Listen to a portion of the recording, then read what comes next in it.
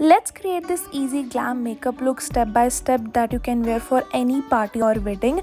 So starting with the primer to blur out my pores, which is from Recode. Then मैं Mars का illuminating base primer use कर रही हूँ for that glowy base under my makeup. Using a light concealer to have a great eye base for the eye makeup.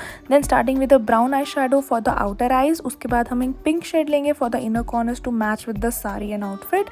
And then some golden shimmer in the middle of the eyes. And then I'm using Nykaa ka all day matte foundation, which is perfect for all skin types. It gives a very glowy finish.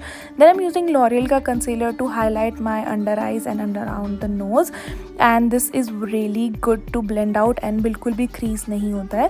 And then some loose powder to set out my under eyes and smile lines. Then use Loreal का blush for that flushed cheeks, जो कि बहुत important है.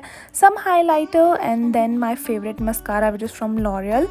Lastly, completing the look with the lipstick, which is really important, and then some bindi, and this is my complete look. Do subscribe and share.